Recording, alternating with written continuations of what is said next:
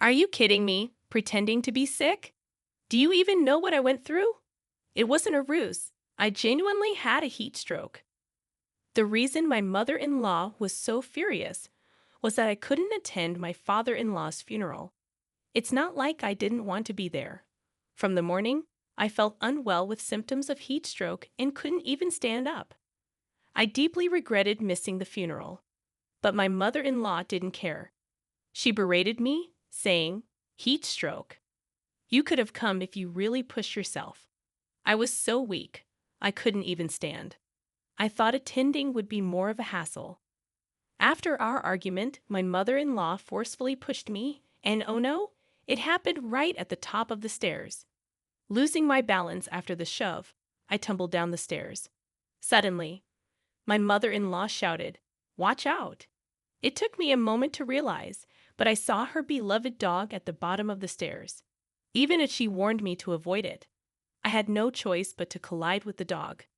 My name is Amy, and I'm turning 26 this year. I've been married to my husband Kevin for 2 years, who is 4 years older than me. We don't have kids yet, but we live happily together. "Did you go to my mom's again today?" Kevin asked. "Yeah, sorry. I have to do that every day. Ever since we got married, I started a part-time job at a local supermarket. But every day after work, I must visit my in-laws. My mother-in-law is a stay-at-home mom, but she never does any housework herself." "You're going to keep working after marrying Kevin?" she asked during our first visit for introductions. "Why not switch to part-time, then come to our house every day and help with the chores? Your domestic skills will improve, right? If you don't like it, then you shouldn't marry Kevin." I reluctantly agreed, wanting to marry Kevin despite the ridiculous condition. Since then, I've been going to my in-laws' house every weekday to do chores. I'm told not to come on weekends because my father-in-law is home. She probably doesn't want him to find out. I have to handle everything: laundry, cleaning, preparing dinner, and shopping. On Fridays, I also have to prepare meals for the weekend. "It must be tough for you every day," Kevin acknowledges. "You can take a break once in a while, you know." "Yeah, but I'm okay," I reply, and my husband, seeing how exhausted I look every day, tries to comfort me with kind words. If I didn't have to go, I wouldn't. Not only do I have to do chores at my in-laws' place, but I also have to handle our own home. I once begged my mother-in-law for a day off, but she coldly suggested, "Oh, really? Then we don't need you in this family anymore. Why don't you divorce Kevin and live a carefree life on your own?" I don't want a divorce. My parents were thrilled about our marriage, so it's been hard for me to tell Kevin that it's too much for me. How much longer will this continue? Physically and emotionally, I felt I was reaching my breaking point and had dark thoughts every day. But I never imagined things would escalate so much with my mother-in-law. One day, after finishing my part-time job, I went to my in-laws' house as usual. My mother-in-law had a grave expression on her face. "What's wrong?" I asked. "Oh, Amy, it's nothing," she replied. But her somber face and low voice betrayed her usual self. Despite her reluctance, I pressed her again. "You clearly look upset. What happened?" "Well," she began, "my husband has been diagnosed with colon cancer. They've given him only a short time to live. He's been urgently hospitalized, and he might not come back home." I hadn't seen my father-in-law recently, so I had no idea he was suffering from such a severe illness. Being told about the limited time he had left, I didn't know how to comfort my mother-in-law, and I felt helpless. "You don't have to be down too," I said softly. "Just go home for a day." "Do you not want me to do the chores?" I asked. "I just want to be alone today, so no need for chores," she replied. Respecting her wishes, I left their home that day. But thinking about it, it's quite heartbreaking. If my husband, Kevin, had such an illness, it wouldn't be someone else's business. My mother-in-law must have been devastated. I decided to give her some space, and I didn't go to their house the next day. However, the day after that, she called. "Hello, how are you? Why didn't you come yesterday? I thought since you were feeling down, that's no excuse. Come over now." She didn't have to get so angry. After she hung up abruptly, I headed to their house immediately. "You worthless daughter-in-law," she shouted as I entered. "The laundry is piled up, and I couldn't even eat dinner yesterday. Get to work, and while you're at it, take care of the dog." Entering their living room, I was met with a chaotic scene of clothes strewn everywhere. How could they make such a mess in just a day? In a way, that's quite a talent. "I'll get right on it," I said, starting by picking up the clothes scattered on the floor and beginning to do the laundry. And there was such a pile. While I was operating the washing machine, my mother-in-law called from the living room. "Why are you just standing there? Hurry up and clean." I know, I muttered, holding back from retorting. If I talked back, she might threaten divorce again. She instructed me to clean the room where her beloved dog stayed. Ah, what's that awful smell? That room didn't have air conditioning, and the poor dog living in such conditions was pitiable. Moreover, its waste was left untouched, creating a terrible stench. "You should take better care of the dog," I said quietly, knowing this was her way of getting back at me. "If you care about the dog, then why?" While listening to my mother-in-law, I was thinking internally. After that day, her mistreatment escalated. Taking advantage of my father-in-law's absence, she started summoning me not just on weekdays, but on weekends too, burdening me with all sorts of chores. Ultimately, I even ended up having to walk her dog. Living this way, I lost a significant amount of weight. I was sleep-deprived, waking up early, and looking after my own home became quite a challenge. Then, 6 months after my father-in-law's hospitalization, he passed away after his long battle. In the hospital room, my mother-in-law cried out, and I shed tears watching that scene. Though I hadn't seen him much recently, he'd always cared for me. It was heartbreaking that he was gone.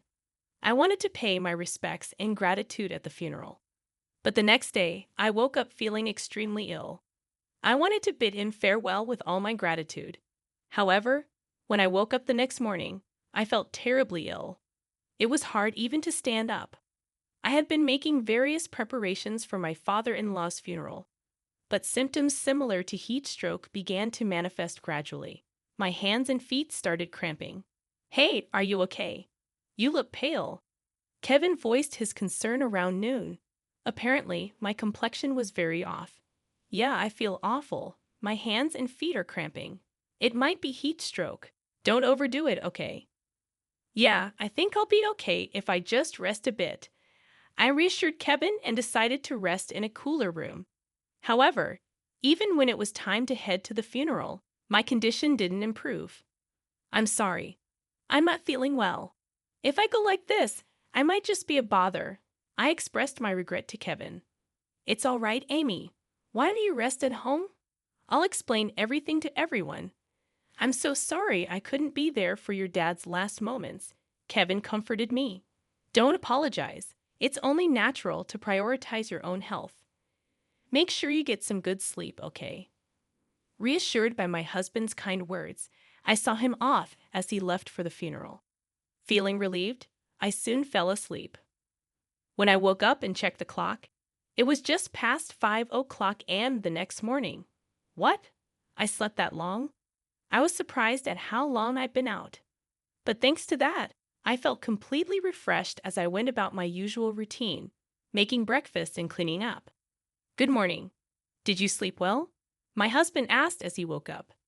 "Good morning. Thanks to you, I'm feeling great now." About yesterday, I explained everything to my husband. "I explained everything to Mom, but she's really upset you didn't attend the funeral," my husband said. "Figures. Guess I have to go and apologize," I sighed. I wasn't really looking forward to it, but I decided to head to my in-laws' house and apologize to my mother-in-law in person. "Hello. What are you doing here?" My mother-in-law greeted me coldly. "I'm sorry about yesterday. Just come in for now," I pleaded. Upon arriving at my in-laws, I apologized and was allowed inside. She glared at me with cold eyes, but she didn't say or do anything further and quickly retreated to her room upstairs. I need to apologize properly, I thought to myself. I followed her upstairs and tried to talk to her. "I'm really sorry about yesterday," I began. What are you sorry for? She snapped. For not being able to attend the funeral, I replied softly. The moment I said that, my mother-in-law screamed at me, her face red with anger. Are you kidding me? Faking sickness? Do you have any idea what I went through? I wasn't faking it. I really had heat stroke. I truly didn't want to skip the funeral. I wanted to be there for my father-in-law's last moments. I explained, but of course she didn't know how I felt and continued to yell at me. Heat stroke. You could have come if you really tried.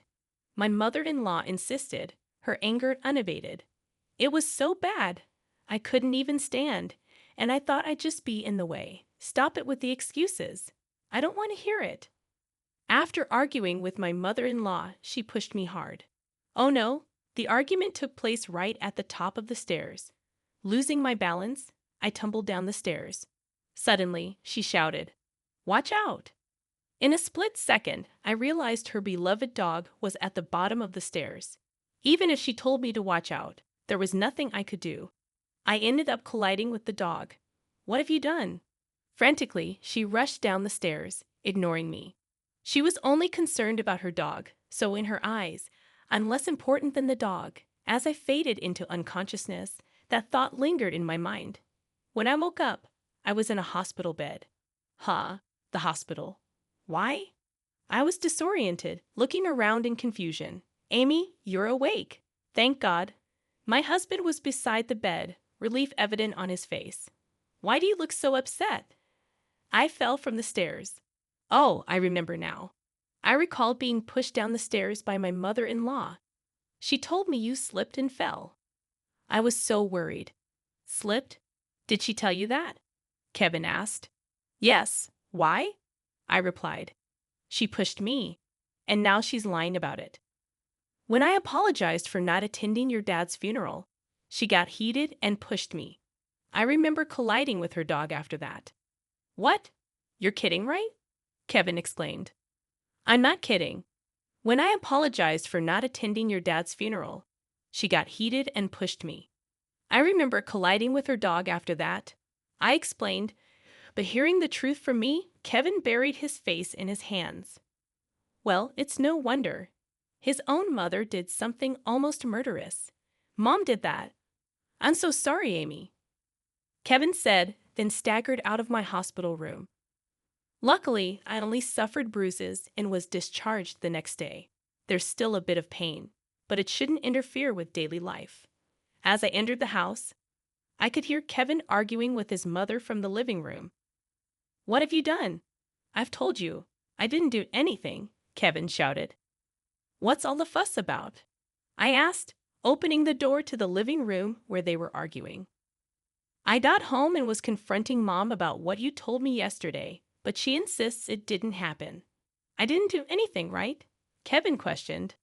The nerve of her to play innocent in front of me. I can't believe her. More importantly, because of you falling down the stairs, my dear dog got hurt. Aren't you going to apologize for that? My mother-in-law retorted. That dog? Glad it was only injured, but is she serious? She's the one who should be apologizing, I thought, my anger towards her starting to bubble up. If you don't say anything, how will we know? Can't you apologize? If you can't, maybe you shouldn't be with Kevin. Should I help you guys divorce? That's enough. I've had it. Having reached my limit, I decided to vent all the frustration. I've been holding back on her. If you want a divorce, go right ahead. But aren't you the one who needs to apologize? Sure, I'm sorry for injuring your dog, but this was all because of you. If you hadn't pushed me, none of this would have happened. What? Do you have any proof that I pushed you? My mother-in-law retorted. If that's how you want to play it, that's fine. Maybe I should have the police investigate this as assault. If she thinks I'm just going to let this slide, she's mistaken, I challenged. But the moment I mentioned the police, her face turned pale. The police? You're exaggerating. I lost consciousness because of what you did. It was fortunate that I only got bruises, but what if it had been worse? What if I had died? You'd be arrested for murder, wouldn't you? I pressed on. So, what will you do? Apologize? I asked. She looked like she was about to cry, but instead of apologizing, she just stood there silently. Losing his patience, Kevin started yelling at her. "What's it going to be, huh? Say something." "Weren't you the one who said silence won't solve anything?" I interjected. I'm sorry. I promise I won't do anything like this ever again. Please forgive me," she finally apologized, but it took her son yelling at her to make her do so. She clearly didn't take me seriously. Even though she apologized, deep down, I felt resentment. "Well, all right. I'll let it slide just this once." I conceded, but she thought I'd forgive everything she's done. Boy, was she wrong. I confronted my mother-in-law and said, "As for this incident, sure, but I'm not going to let go of everything else. Every single day, you took advantage of me. Cleaning, laundry, cooking, shopping. You dumped everything on me. Every time I tried to refuse, you threatened me with divorce. I'm fed up. I never want to see your face again. Just get out of here." I'm so sorry." My mother-in-law's voice wavered, and she slumped to the ground. It seemed her knees had given out, unable to get up. "Don't you dare dump your chores on me again. And if you try anything like this, I won't hesitate to call the police. Got it? Now get out of this house," I demanded. "Yes, I'm sorry." She apologized once more, and in sheer fear, my mother-in-law crawled out of the living room and left my house.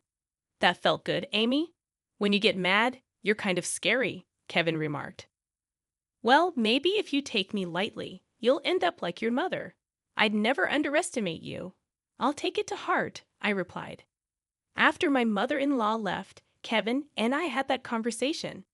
In the past, I was constantly threatened with divorce by her, never really able to speak my mind. This incident allowed me to finally give her a piece of it, a silver lining in an unfortunate situation. Thinking about it, no one can force someone to divorce. Back then, I felt cornered, unable to think clearly. At least now, I don't have to visit and take care of her anymore. She's going to have to step up and do her chores. A week later, I was back to my peaceful routine. The bruises from the fall had healed, and I felt no pain. What made me happiest was not having to go to that stressful house every day. After finishing my part-time job, I returned home to relax and do housework. The simple joys in life felt so rewarding. "I'm home," Kevin announced as he returned from work, though he was later than usual. "Welcome back. You're late today. Did you have overtime?" I asked. "No, I went to check on my mother, right? I might have cut ties with her, but she's still Kevin's only remaining family," I thought. "Oh, I see. How's she doing? Is she okay?" I inquired. But as I asked, Kevin's face darkened. I thought, could she be sick? If so, I genuinely feel sorry for Kevin, losing both parents to severe illness one after the other, I pondered. She's not doing any housework. The house is filled with trash, clothes scattered everywhere, and she hasn't been taking care of the dog either. It stinks so bad, really. She probably forgot how to do housework since she always relied on me. But when I yelled at her, saying if she can't clean, I'll put her in a care facility, she quickly started cleaning. It's just unbelievable," Kevin revealed. After being disappointed by her son and abandoned by her daughter-in-law, she's reaping what she sowed. 6 months later, Kevin occasionally visits her, but she's still as lazy as ever. But I've got my own life now. I have decided to live happily with Kevin and our unborn child, without any interference, I concluded.